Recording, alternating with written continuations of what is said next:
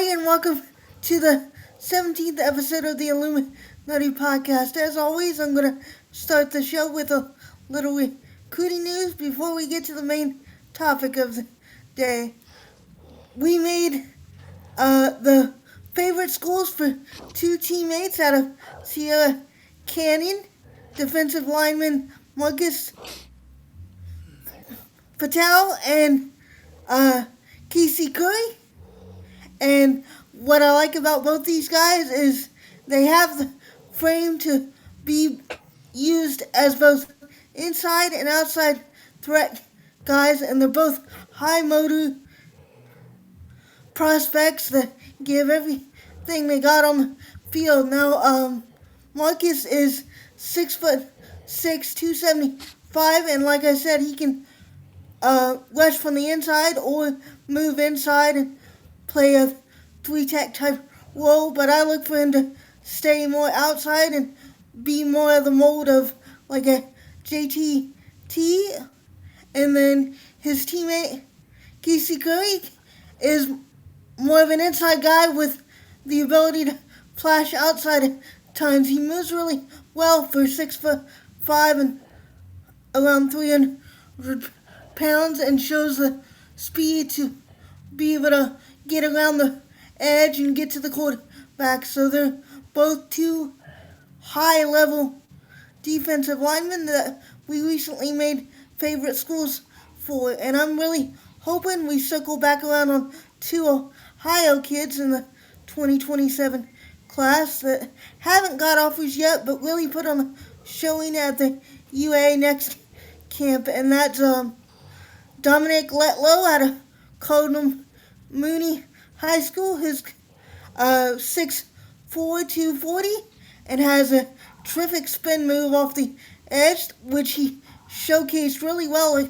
at the UA Next camp recently. And he's picked up offers from Kansas State, Pitt, JMU, among others. And the other guy in Ohio that I really hope gets a look is highly productive defensive end Damian King out of Westerville North. He has 11 sacks on the year, and even though he's only 6'3", 230, he's known for his power and his persistence off the edge. And I'd love to see some Ohio guys get some more love, and I hope we circle back around on those two guys.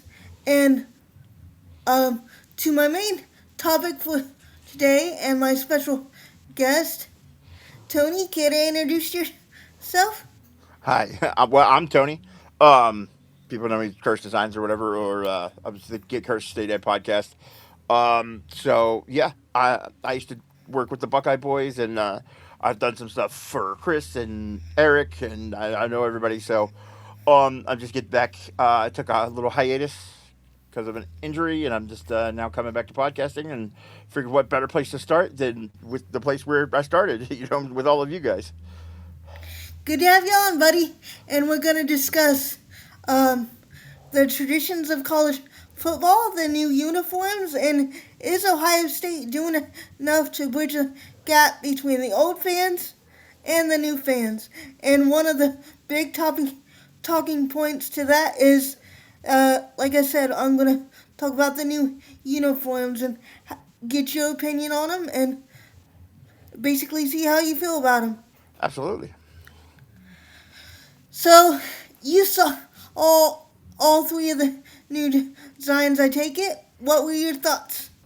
I've always been a fan since we started doing a lot of the alternate uniforms. I was a big fan of like the alternate uniforms thing, just because being in design and stuff or whatever. And like at one point, like I designed like a Ohio State themed kind of Curse Designs Nike Cortez shoe that I showed off last year, I think. And I've been a big fan of all of them. Like some of them, a lot of people think they're ugly. Like the purists hate them, but like I've always been a big fan of them. And I remember like the excitement when the first black uniforms came in, and like just some of the other uniforms we've had. Like the ones we wore against Michigan back to back years, the Gray Wolf ones.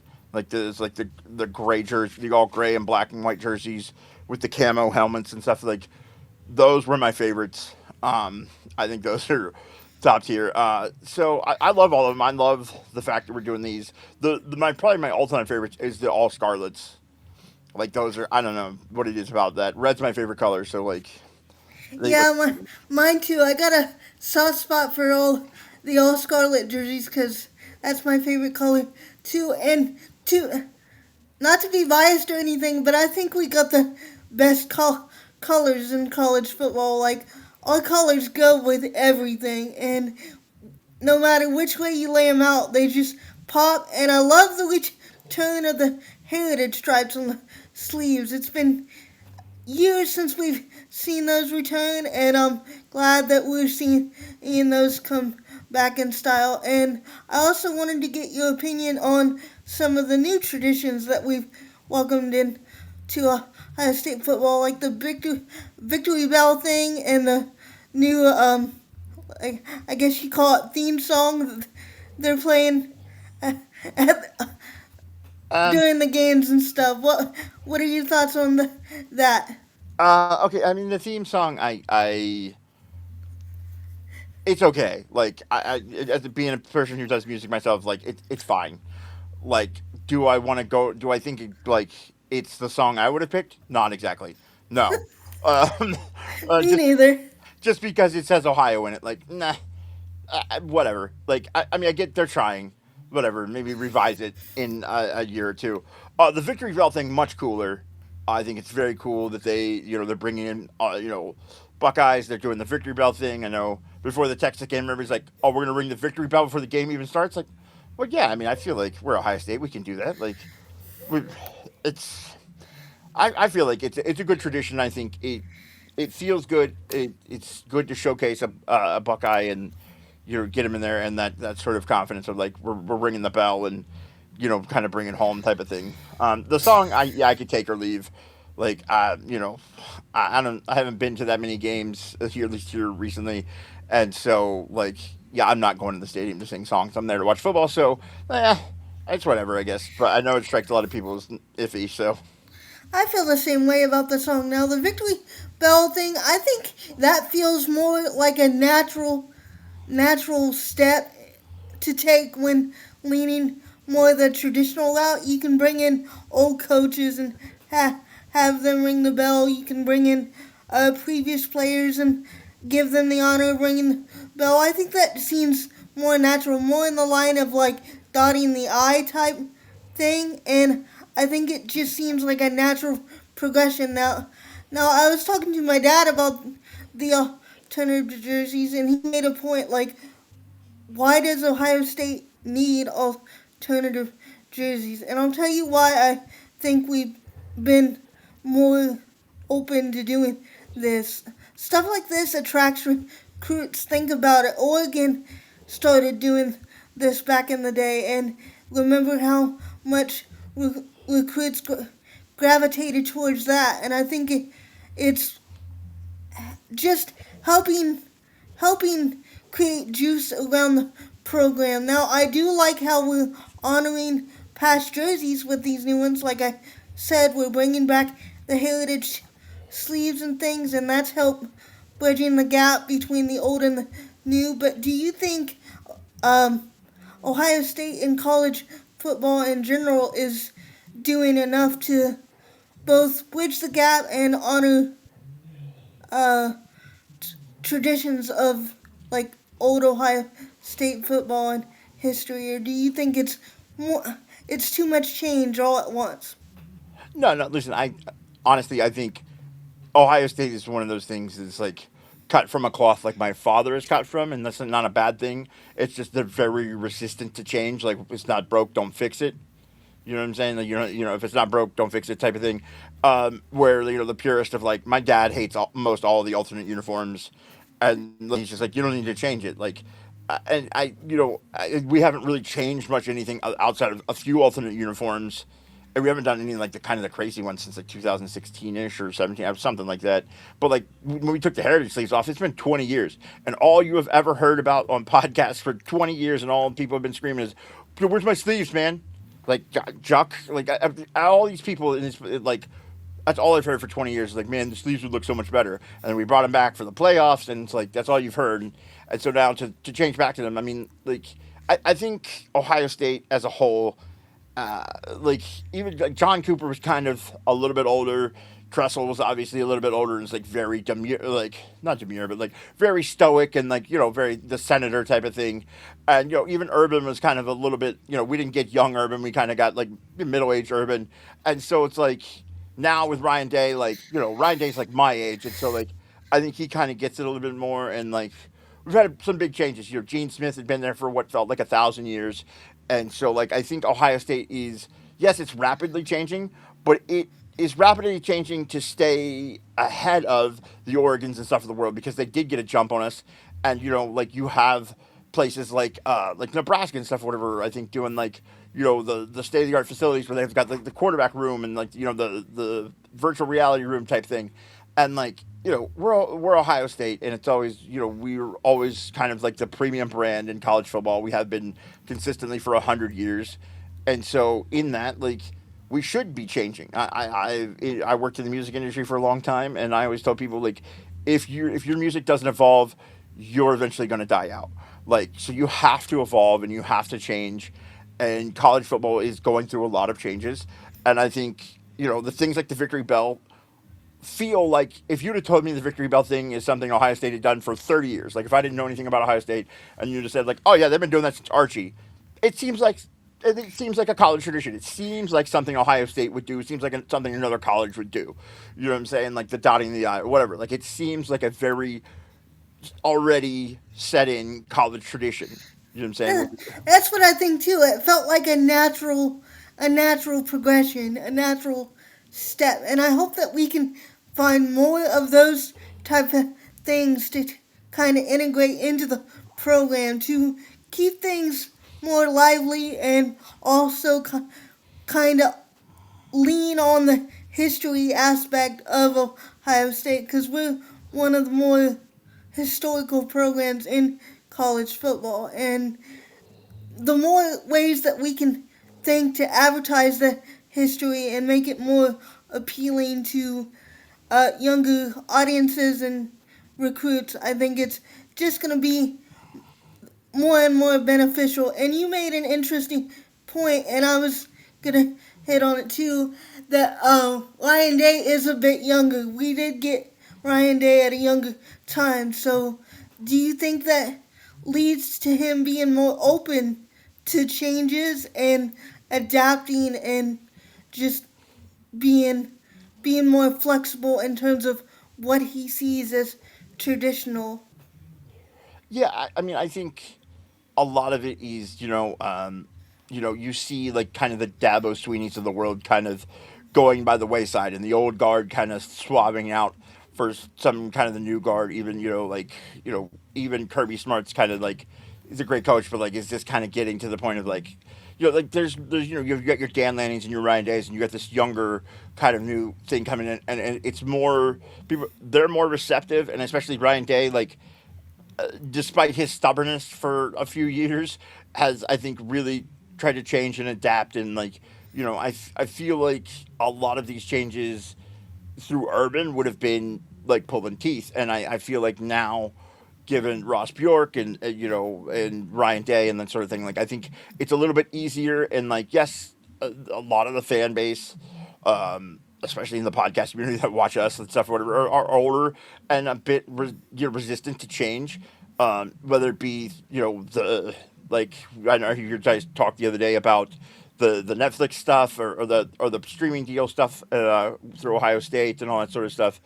I think it's an adapting world, and the thing that I use, like Ryan Day being a younger coach, is kind of like what I saw when I worked in the music industry is like all these older record executives that have been there through the 70s and 80s and 90s kind of get pushed out by younger executives that and people of my age at the time that were working. And we preached, we were talking about like just streaming sales and that sort of stuff, and like they fought us on it until it was eventually now that's all that matters is streaming stuff. And I think college football is kind of going through that same thing of the changing of this old guard to this new guard. And uh, just to stay relevant, I think Ohio State is doing the right things and being at the forefront of that sort of thing. And I know the streaming thing's not like a hot button thing, but like those sort of things, I think will change us for the better and are going to keep us at the forefront. Because you do have to compete for recruits and stuff. I mean, we lost the one kid a couple years ago. The one safety, Nazim Alford. Uh, Naeem, Naheem, yeah, Naheem Alford, like to Oregon because he was offered a shoe deal, and I'm sure he regrets it now, obviously. But you know what I'm saying? Like Devin Sanchez is out there balling, and he's not. Like, I mean, maybe he is. I don't know. Whatever. Either way, that sort of thing. Like, it is kind of a when you have a Phil Knight throwing you know, shoe deals at kids. Like it is a sway. So it's all about, being at the forefront and offering these kids something to, want to, be enticing. And I think Ryan Day being younger and being, more open and being more relatable, I think, to some of these kids and more affable and like, not kind of a, Dabo Sweeney that didn't want to do the transfer, just like kind of adapting and surviving rather than fighting it and to adapt and overcome or thrive or not and or fight it and die, that sort of thing. And so I think Ohio State's at that forefront, and I think Ryan Day is a big part of that. And like if you think about just some of the stuff we were going through, like a lot of the NIL changes and stuff or whatever, like you think Urban would have put up with some of this stuff or like been willing to throw as much money or go through the stuff that Ryan Day has? Like when we got Jeremiah Smith and Ryan Day was like at the podium, like asking somebody, like, "Is Jeremiah signed? Is Jeremiah signed?" Like that sort of thing. Like I think it would have been a different story with Urban. So I think that is a big deal that Ryan Day is, he is kind of at the forefront of that to helping, keep the team young and evolving and changing. and to your point, I don't know if you saw the show that Vader talked about it. He talked about how one of the reasons Urban Meyer was so confident in the passing the torch to Ryan Day is he saw that he had the ability to adapt to change and to to handle what we all knew was coming down the pipe with NIL and everything. Let's face it, we all knew it was a matter of time that it was going to get to where you have to pay the players. It was just not a sustainable model for us not to continue to not play the players and keep things stagnant. And nowadays, it's with the NIL, you have to be even more adaptable as the roster changes. You have to be open to bringing players into your room that didn't start out in your room. You have to be more open to scheme changes, coaching changes, and I think that lends itself to Ryan Day's NFL experience as well. He's got that to lean on too. And I wanted to get your thoughts on the possibility of the game changing, and that's game the game with Michigan time change that's been proposed. Would you be okay with Ohio State moving the game from noon to later, like a 3:30, or making it a night game? I, for one, would love to see it as a night game just from a recruiting standpoint. I think, listen, I know having it at noon is great, and like we all are like, you know, I I have very well documented film of how anxious I am the week and the week of the Michigan game, the weeks leading up to and the week of, but having it at noon is nice, but like games at night just feel different. Like think about the games you've seen in the shoe, like as at night, like that Tennessee game was a sight to behold. Like, granted, it was it was the first playoff game and stuff, or whatever. But like, as at night, that something of that magnitude, I think, lends itself to something even better. The 3:30 slot, I necessarily wouldn't want to see it go into, like, 'cause I necessarily don't like the 3:30 slot that much.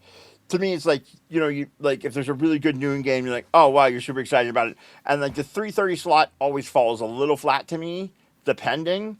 But like the night game always like even if it's somebody like Alabama and Georgia, like it's something like there's always some kind of it's a spectacle, and it feels very almost it's the magnitude of like the NFL almost when you have those night games. It's just something special when you're playing at night. It's the same way that baseball feels different in October, like or college football feels different in the playoffs. That sort of thing. Those night games is that little bit of spark. Yeah, and uh, to your point, I think that a lot of people have said that the rivalry itself has lost something due to the playoffs, and I think changing it on occasion to a night game may help bring some juice back into that into that rivalry. Like you'll be able to get more recruits to come to the game, which is always a big um, plus, because that's always a big recruiting draw all to begin with. So the more recruiting battles that opens up, the more juice you're gonna see around the rivalry, and that might help energize it a little bit more. Now the thing is, do we want the rivalry energized since the cheating scandal, or is it something that you think we should kind of move on from? I mean, listen, I the cheating scandal left a bad taste in everybody's mouth. I would think, except for certain people in Michigan that don't believe they did anything wrong. But either way, like I think with Kyle Whittingham in there, like if you could have picked somebody that is not going to do anything that happened previously with the last two coaches, it's Kyle Whittingham. Like I totally agree. you know what I'm I saying? Like if you wanted the most straight laced dude in college football, it might be Kyle Whittingham. So I personally, I was raised in the rivalry, and so like that rivalry, no matter cheating scandal or not, that rivalry is always going to hold like a just a deep seated excitement and hatred and just like something special, no matter what happens. And like I think yes, the playoffs take away from games, but look at the drama that was 2 years ago. Like literally the lowest point I've felt in Ohio State football, maybe ever, was that game, only to come back, and it was what made the playoffs at that point. If we wouldn't have lost to Michigan, we maybe don't go on that run. Maybe the playoffs don't feel as magical as they was because we were winning. We were supposed to win regardless. So like that sort of like that sort of magic of the rivalry game is kind of I think will always be there no matter what. And yes, maybe even if you expand the playoffs, like those games are always still going to hit hard because they're something that people in these states have been raised in, and it's war when you go to those games. Those games are different than every other game, no matter what. I feel the exact same way, and now it's even worse because it's morphed into more of a hatred type thing. I've said it on many previous shows that now it's just sheer anger. There's no there's no in between for me anymore. It's sheer I want to beat the crap out of them every time they're on the field with us, and I think it's been that way for us since the cheating scandal. But I do think having the occasional night game during the Michigan game will help re-energize that rivalry a bit more. And to be honest, like you said, we have to start embracing changes and making things easier for recruits to get to uh, get to games, and the streaming service thing is going to open that up because we won't be. Hopefully, that means we won't be beholden to the noon time slots anymore. As much as I dislike the fact of possibly having to pay for multiple streaming services at once, I do see the appeal of it because it will get us out from the big noon umbrella, and we can branch out a little bit more and make things a lot easier for the recruits to get to campus and have a better game day atmosphere for all around, and have more night games and more juice around the program. And I think Ohio State has done a great job walking the line between embracing the new and while still honoring the old. But I want to hear what everyone in the chat thinks. Uh, Guys, let me know your opinion. Are we doing enough to honor the traditions? Do you like the changes? What do you feel about the uniforms? Anything we talked about today? And please let me know if there's any prospects or any other topics you guys want me to cover. And keep your eyes peeled on the OHIO podcast. Tonight we're doing a weekly 8 o'clock show, and I'm about to drop a huge list of uh, 2027 and 2028 recruiting evaluations here in the next few days. So please stay tuned for that. And Tony, thank you for joining me today. It's been fun, man, and we'll have to do it again. You Yeah, did a great job. thank you. Yeah, anytime, man. Anytime you guys want. I love talking about Ohio State football and all that sort of stuff. And I'll be back on the air myself. So, we'll be in touch for sure. Yeah, definitely. And big thank you to Grumpy Cat for helping me record this today and squeezing me in to his busy, hectic day that he had. I appreciate you, man. And like I said, guys, thanks for joining me today. Thanks for giving us a listen. Like, share, comment, do all the YouTube things, and keep an eye out on our Patreon and keep an eye on our recruiting database. That thing gets updated on a daily basis. So keep that in mind. And as always, OH, Yo, go Bucks, and Scum still sucks. absolutely.